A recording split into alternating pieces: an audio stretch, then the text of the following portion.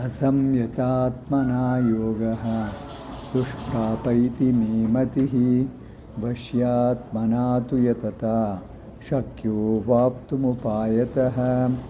अर्जुन उवाच अयति श्रद्धयोपेतः योगाच्चलितमानसः अप्राप्य योगसंसिद्धिं कां गतिं कृष्ण गच्छति।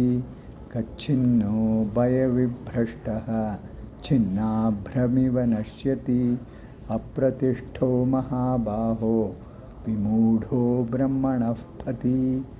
एतन्मे संशयं कृष्ण छेत्तुमर्हस्य शेषतः त्वदन्यः संशयस्यास्य छेद्दा न ह्युपपद्यते। श्रीभगवानुवाच पार्थ नैवेह नामुत्र विनाशस्तस्य विद्यते न हि कल्याणकृत् कश्चित् दुर्गतिं तात गच्छति। प्राप्य पुण्यकृतां लोकान् उषित्वा शाश्वती समाः शुचीनां श्रीमतां गेहे योगभ्रष्टोऽभिजायते अथवा योगिनामेव कुले भवति धीमताम्। एतद्भिदुर्लभतरं लोके जन्म यदीदृशं तत्र तं बुद्धिसंयोगं लभते पौर्वदेहिकं।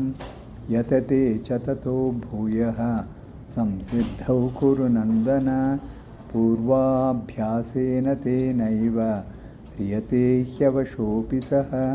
जिज्ञासुरपि योगस्य शब्दब्रह्माति वर्तते प्रयत्नाद्यतमानस्तु योगी संशुद्धकिल्बिषः अनेकजन्मसंसिद्धिं ततो याति परां गतिं। तपस्विभ्योऽधिको योगी ज्ञानिभ्योऽपि मतोऽधिकः कर्मिभ्यश्चाधिको योगी तस्मात् योगी भव अर्जुन। योगिनामपि सर्वेषां मद्गतेनान्तरात्मना श्रद्धावान् भजते यो मां स मे युक्ततमो मतः। ॐ तत्सदिति श्रीमद्भगवद्गीतासु उपनिषत्सु ब्रह्मविद्यायां योगशास्त्रे श्रीकृष्णार्जुनसंवादे आत्मसंयमयोगो नाम षष्ठोऽध्यायः।